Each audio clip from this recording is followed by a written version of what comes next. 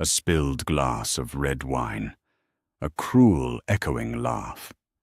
When a wealthy customer demanded the scarred waitress be hidden away to spare her appetite, Harper thought her life had officially hit rock bottom. She never expected the quiet man in the corner booth to stand up and change her life forever. The morning mirror was never Harper Jenkins's friend. Every day began with the same agonizing ritual, the heavy, thick foundation, the setting powder, the careful blending that never truly worked. The scar covered the entire left side of her jaw, crawling down her neck and disappearing beneath the collar of her uniform. It was an angry, textured map of raised keloid tissue, a permanent souvenir from a house fire 20 years ago, when she was just 6 years old. She had dragged her baby sister Lily from the blazing nursery, leaving her own face pressed against a burning support beam in the process. Harper didn't regret it. Lily was a healthy, vibrant college student now studying physical therapy. But the world didn't see the heroism. The world only saw the damage. At 26, Harper was exhausted. She worked double shifts at the Brass Fig, an upscale, trendy bistro in downtown Seattle, where the clientele wore designer clothes and expected flawless aesthetics. The restaurant's polished mahogany floors, dim amber lighting, and expensive floral arrangements created an atmosphere of exclusive perfection. Harper, with her scarred face, was the glaring imperfection. She pushed through the swinging kitchen doors, tying her black apron around her waist. The chaotic symphony of clanking pans and shouting line cooks immediately enveloped her. "Jenkins, you're on Section 4 today." Gideon Fletcher, the floor manager, snapped without looking up from his clipboard. Gideon was a sharply dressed, hyper-anxious man who treated the restaurant's Yelp rating like a holy text. He had never liked Harper. He tolerated her only because she was the most efficient, tireless worker he had, willing to take the grueling weekend closing shifts no one else wanted. "Section 4, Harper asked, a knot forming in her stomach. "But that's right by the kitchen doors. The draft is terrible, and the tables are tiny. I usually work the window booths." Gideon finally looked at her, his eyes doing what everyone's eyes did, darting to the left side of her face before snapping back to her eyes widened with a flash of discomfort. "We have a VIP reservation coming in for the window booths. Evelyn Crawford and her associates. I need my most presentable staff up front. Just take Section 4, Harper. Don't make this a thing." Harper swallowed the bitter taste of humiliation. Most presentable. It was the polite corporate way of calling her ugly. She nodded silently, grabbing a stack of polished silverware. She needed the tips too badly to argue. Lily's tuition was due in a month, and the landlord had just raised the rent on their cramped 2-bedroom apartment. The lunch rush hit like a tidal wave.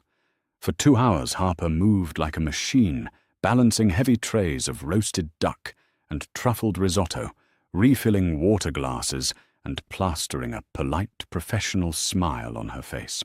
She ignored the lingering stares from the tables. She ignored the way a mother pulled her child a little closer as she walked by. She had spent a lifetime building an armor of emotional detachment. Around 1 o'clock, the atmosphere in the restaurant shifted. A hush rippled through the front dining room as Evelyn Crawford swept in, followed by 3 heavily perfumed friends. Evelyn was the wife of a prominent local real estate mogul. She wore a tailored cream-colored pantsuit, a heavy diamond tennis bracelet catching the ambient light, and an expression of perpetual disdain. Evelyn's reserved window booth wasn't ready. A couple was still lingering over their espresso. Gideon, sweating profusely, rushed to intercept the wealthy socialite. "Mrs. Crawford, so sorry for the slight delay.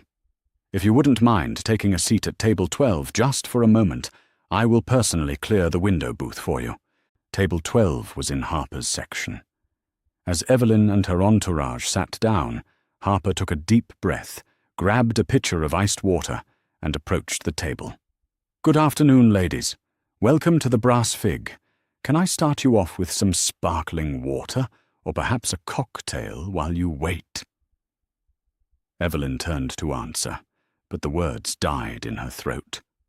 She recoiled physically, pressing herself back into the leather booth. Her gaze locked onto Harper's neck and jaw. The disgust on her face was so raw, so unfiltered, that it felt like a physical blow to Harper's chest. Oh my God! Evelyn gasped, her hand flying to her chest. She looked at her friends, who were staring at Harper with equal parts shock and morbid curiosity. "What happened to your face?" "It's a burned scar, ma'am," Harper said evenly, holding the heavy water pitcher steady, despite the sudden tremor in her hands.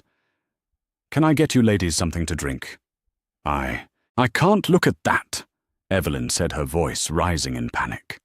She waved a perfectly manicured hand at Harper, as if shooing away a stray dog. "It's completely unsanitary. Are you sure you don't have an infection? This is a high-end restaurant, not a freak show." "Evelyn, shh," one of her friends whispered, though she kept her eyes glued to Harper's skin. "I won't be shushed. I pay hundreds of dollars for a meal here, and I expect an appetizing environment," Evelyn snapped. She raised her voice, snapping her fingers sharply in the air. Manager, get over here right now." Gideon sprinted over his face, pale. "Is there a problem, Mrs. Crawford?" "Yes, there is a problem," Evelyn sneered, pointing a sharp acrylic nail directly at Harper. "I come here to relax, Gideon, not to lose my appetite. Get her away from our table. In fact, get her out of my sight completely. It's revolting." Harper stood frozen. The ambient noise of the restaurant seemed to fade away, leaving only the ringing in her ears and the burning flush of shame creeping up her unscarred cheek. She waited for Gideon to say something, anything to defend her. She was a human being. She was an employee who had never missed a shift in 3 years. Instead, Gideon turned to Harper, his jaw tight. "Harper, put the pitcher down. Go to the kitchen. Now." "Gideon, Harper's voice broke. "Now, Harper," he hissed. "You're upsetting the guests." Harper placed the cold pitcher on the table, the glass clinking loudly against the wood.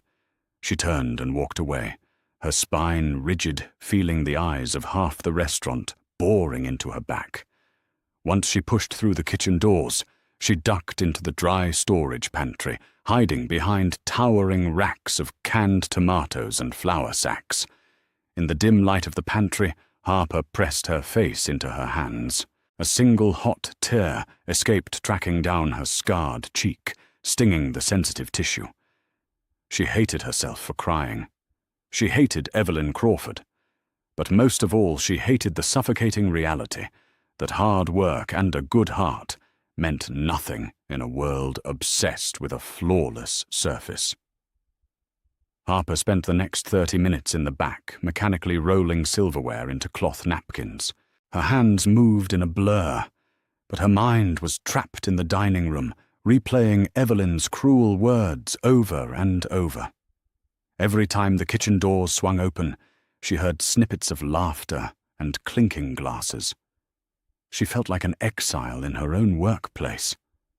Suddenly the pantry door swung open. Gideon stood there looking frantic and irritated. "Jenkins, we are drowning out there. 2 waiters just got triple-seated, and the patio is packed. I need you back on the floor." Harper looked up, her eyes slightly red. "You told me to stay out of sight." "I told you to stay away from the window booths," Gideon corrected sharply. "Just work the back corners. Don't go near Mrs. Crawford. Table 14 just sat down. Single diner. Go get his drink order, and for God's sake, keep your head down." Harper wiped her hands on her apron, took a deep breath to steady her erratic heartbeat, and pushed back out into the dining room. Table 14 was tucked into the darkest corner of the restaurant, shielded by a large potted ficus. A man sat there alone. He looked to be in his late 30s, dressed in a sharp-tailored navy suit without a tie. He wasn't looking at his phone or reading a menu. Instead, he was quietly observing the room, his dark eyes sharp and analytical. He exuded an aura of calm, quiet authority that made him stand out amidst the chaotic lunch rush. Harper approached, keeping the right side of her face, turned toward him, as much as possible, an old, exhausting habit. "Good afternoon, sir. Welcome to the Brass Fig. My name is Harper. Can I get you something to drink?" The man turned to look at her. Harper braced herself for the inevitable flinch, the widening of the eyes, the rapid shift in demeanor. But it never came. He looked directly at her, taking in her eyes the severe burned scar on her jaw, and back to her eyes, without a single flicker of pity or revulsion. His expression remained warm and perfectly level. "I'll just have a black coffee, please, Harper, and a glass of tap water," he said. His voice was deep, smooth, and incredibly polite. "Right away, sir. Do you need a few minutes with the menu? I think I already know what I want, the grilled salmon medium with a side of asparagus." He offered a small, genuine smile. "It's a busy afternoon for you."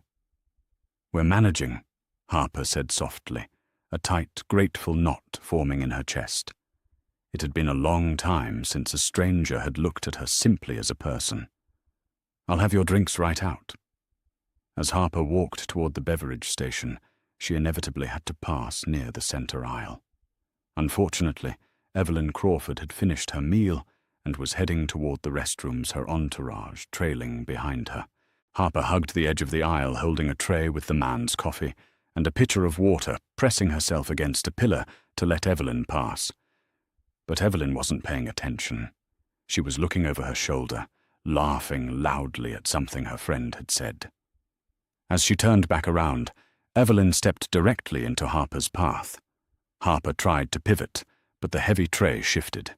Evelyn's expensive Chanel handbag swung outward, colliding hard with the edge of Harper's tray. Gravity took over. The tray tilted aggressively. Harper lunged to stabilize it, but the ceramic coffee cup slid over the edge, shattering against the hardwood floor and splashing dark, scalding liquid directly onto Evelyn's cream-colored pantsuit. A piercing shriek echoed through the dining room. The entire restaurant plunged into absolute silence. The clinking of silverware stopped. Every head turned toward the center aisle. "My suit," Evelyn screamed, looking down at the dark, blooming stain on her designer trousers. "Are you blind, you stupid girl? This is bespoke silk." "I am so sorry, ma'am, you stepped right into my path," Harper stammered, dropping to her knees immediately with a cloth napkin, desperately trying to dab at the spilled coffee on the floor. "Don't you dare touch me!" Evelyn shrieked, kicking the napkin away from Harper's hand. She loomed over Harper, her face twisted in absolute fury. "You did this on purpose.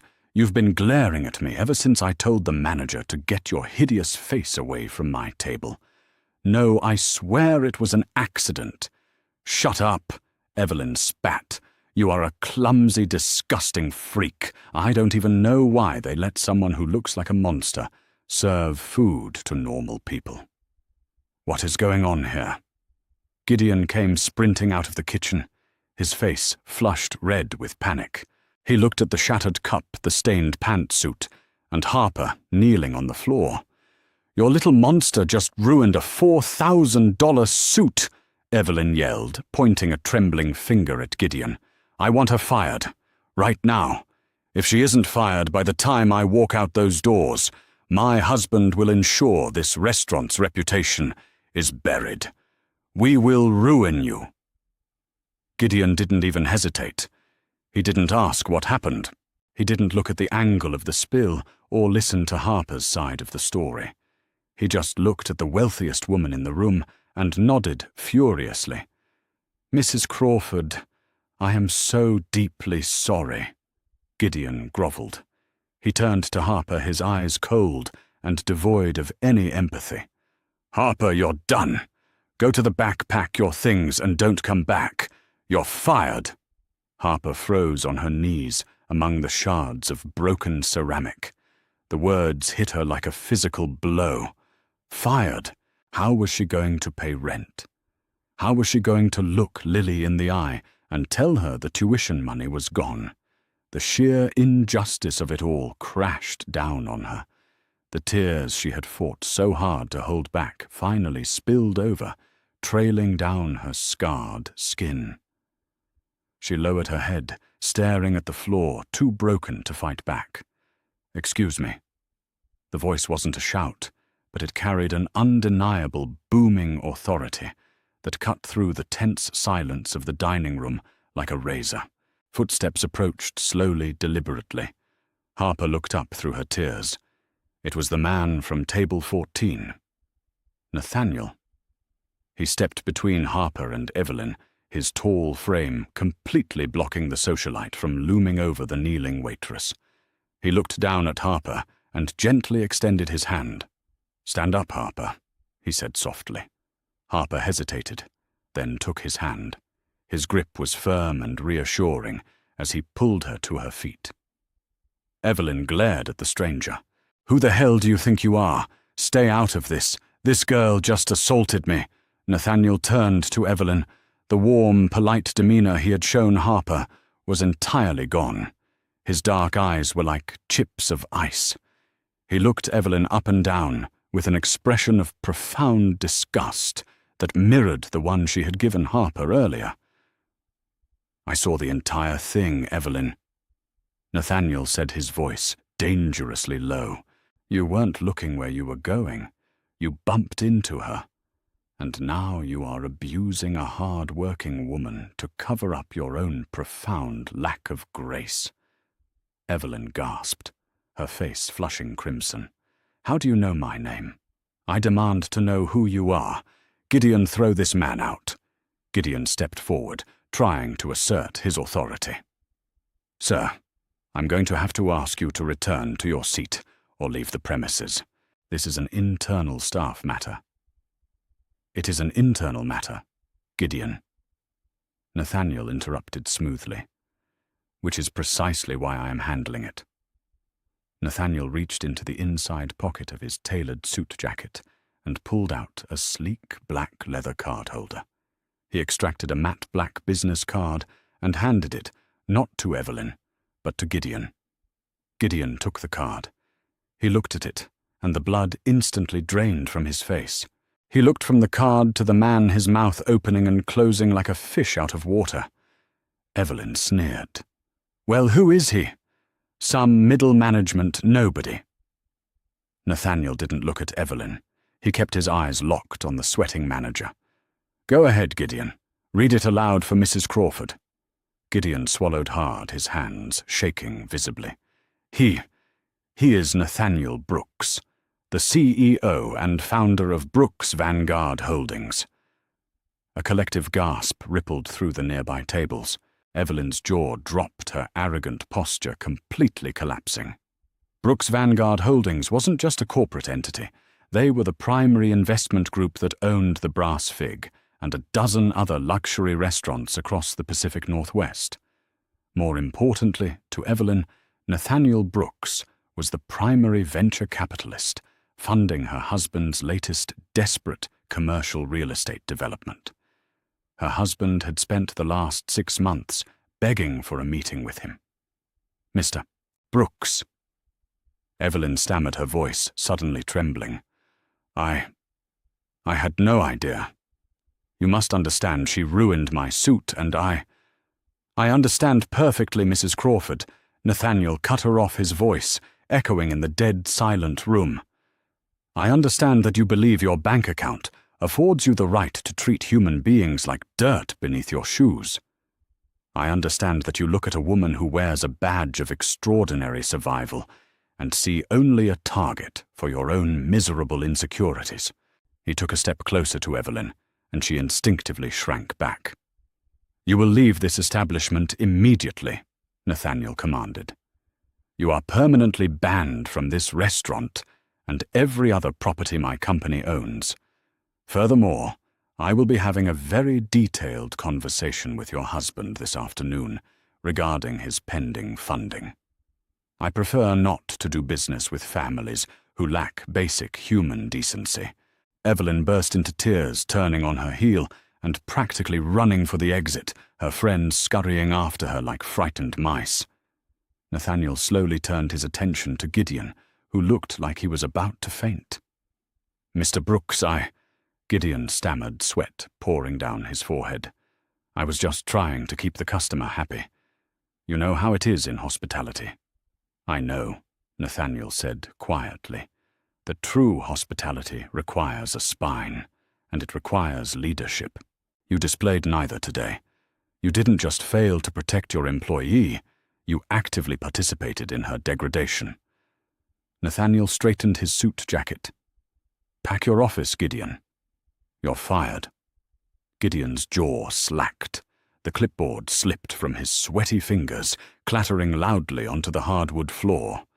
He opened his mouth to protest, to offer some pathetic excuse, but one hard, unforgiving look from Nathaniel Brooks silenced him completely. Without another word, Gideon turned and practically sprinted toward the back office, his career at the Brass Fig officially over. The dining room remained locked in a stunned, breathless silence. Nathaniel slowly turned his attention back to Harper, his imposing, icy corporate demeanor softening instantly. "Are you all right, Harper?" he asked, his voice returning to that smooth, grounding cadence. Harper was still trembling, staring at the shattered ceramic at her feet. I don't know. I've never seen anything like that. Why did you do that? You didn't have to step in." "I had every obligation to step in," Nathaniel replied gently, steering her away from the spilled coffee and signaling for a busboy to clean the mess. "A business is only as good as the people who run it, and watching a dedicated employee be abused for something completely out of her control is entirely unacceptable." He guided her toward a quiet, velvet-lined booth near the back of the restaurant, far from the prying eyes of the lingering lunch crowd. "Sit," he insisted softly. Harper slid into the booth, her mind racing. "Mr. Brooks, I appreciate what you did, but I really need this job. My sister Lily, she's a physical therapy student at the University of Washington. Her tuition is due in 3 weeks. Without my tips, we are going to lose our apartment." Nathaniel leaned back, studying her face. He didn't avoid the scar. He looked at it with a profound, quiet respect. "You won't lose your apartment, Harper. In fact, I have a proposition for you." He pulled a sleek silver pen from his pocket and tapped it thoughtfully against the mahogany table. "I didn't just come here today for the salmon. I've been conducting unannounced audits of my properties all month. The Brass Fig has been bleeding excellent staff for a year. Gideon's turnover rate was atrocious. Now I know why." Harper nodded slowly. "He managed through fear. He cared more about aesthetics than the actual service." "Exactly," Nathaniel said, leaning forward, resting his forearms on the table. "But every time I looked at the shift logs, your name was there. Double shifts, weekends, holidays. You know this restaurant better than anyone. You know the inventory, the regulars, the flow of the kitchen. I don't want to hire an arrogant outsider to replace Gideon. I want someone who understands what it feels like to be on the floor. I want you to take over as general manager." Harper choked on a breath. "Me, but look at me. This is a high-end establishment. You saw what just happened with Mrs. Crawford. People want a certain image." "I don't give a damn about a superficial image," Nathaniel said fiercely. "I care about character. I care about resilience. You think I don't know what that scar means?" Harper frowned, her brow furrowing in confusion. "What do you mean?"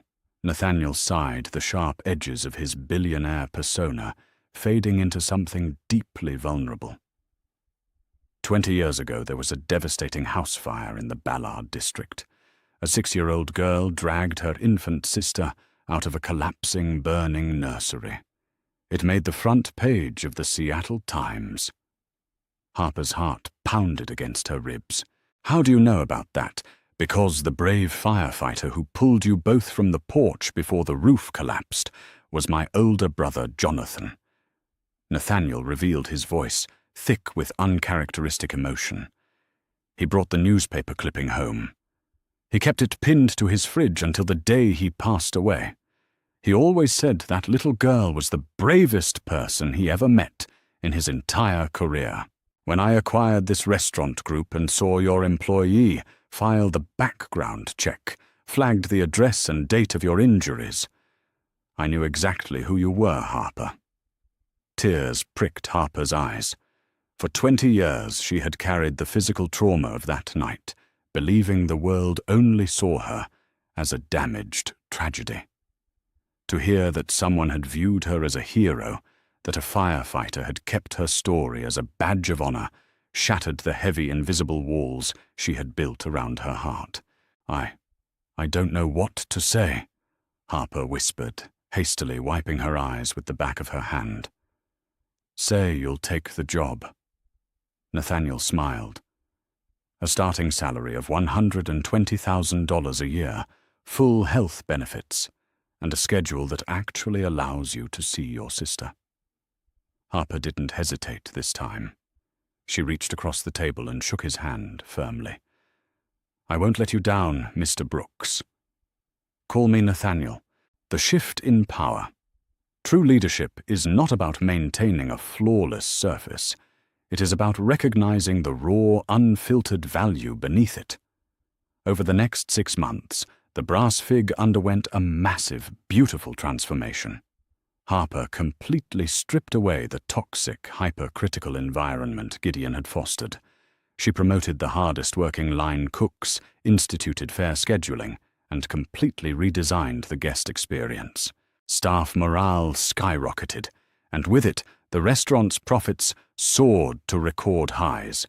The wealthy elite clientele continued to dine there, but they quickly learned that rudeness to the staff would result in an immediate permanent ban. Harper thrived. With her new salary, she paid off Lily's tuition entirely and moved them into a spacious, light-filled townhouse in Queen Anne. But more importantly, the suffocating shame that had dictated her life slowly evaporated. She stopped turning her face away when she spoke to people. Nathaniel became a frequent fixture at the restaurant, transitioning from a distant boss to a close, trusted mentor. He introduced Harper to Dr. Gregory Harrison, the esteemed chief of reconstructive surgery at Harborview Medical Center. It wasn't to hide the scar Harper had finally made peace with it, but to medically release the tight, painful keloid bands that restricted her neck movement. The surgery was a massive success, funded entirely by a generous corporate health package Nathaniel had personally approved. But the universe, with its poetic sense of justice, was not entirely finished weaving its intricate web of karma. It was a rainy Tuesday evening, exactly 1 year after the infamous coffee spill. Harper was standing tall at the host stand, reviewing the evening's reservation list, when the heavy oak doors swung open. A woman walked in, soaking wet, her cheap umbrella dripping onto the polished mahogany floor. She looked exhausted, wearing a poorly fitting raincoat and sensible, heavily scuffed shoes. Harper looked up, her breath catching abruptly in her throat. It was Evelyn Crawford. The arrogant, diamond-draped socialite from a year ago was entirely gone. Her face was pale, devoid of the expensive makeup she used to wear, and her shoulders were slumped in heavy defeat. Nathaniel had kept his word. He had ruthlessly pulled Brooks Vanguard Holdings out of Harrison Crawford's commercial real estate venture. The sudden withdrawal caused a massive domino effect. Other cautious investors panicked and immediately backed out. Within 8 months, Harrison's empire crumbled under a mountain of insurmountable debt, forcing them into a brutal, highly publicized bankruptcy. Evelyn approached the host stand, shivering violently, her eyes glued to the floor. "Excuse me. I saw the sign in the window. The one that says you're hiring for evening dishwashers." Harper stood frozen. The sheer magnitude of the reversal was dizzying. She could easily turn Evelyn away. She could enact a petty, deeply satisfying revenge, laughing her out of the restaurant, just as Evelyn had tried to laugh her out of a job. The painful memory of Evelyn screaming freak and monster echoed faintly in the back of Harper's mind. Evelyn finally looked up. When she saw Harper standing there, in a tailored, immaculate general manager's suit, the remaining color drained completely from her face. Evelyn stumbled backward, her shaking hand flying to her mouth. "Harper, I didn't know you were—" Evelyn stammered, her voice trembling with absolute, crushing humiliation. She turned toward the heavy doors, preparing to flee back into the cold rain. "I'm sorry. I'll go." "Evelyn, wait." The voice was firm, but lacking the cruel bite that Evelyn had used a year prior. Harper stepped out from behind the mahogany stand. She looked at the shivering woman, seeing not a monster, but a broken, desperate person who had lost everything. Harper walked over and gently handed Evelyn a warm, dry towel from the coat check counter. "The dishwasher position was filled this morning," Harper said evenly, watching Evelyn's eyes fill with absolute despair. "But our coat check attendant just moved to Portland. It pays $20 an hour, plus a percentage of the tips. You'll need non-slip shoes and a black button-down." Evelyn stared at Harper, heavy tears streaming down her face, mixing with the cold rainwater. "Why? Why are you helping me after what I did to you?" Harper offered a small, genuine smile, the visible scar on her jaw a proud, undeniable testament to her survival.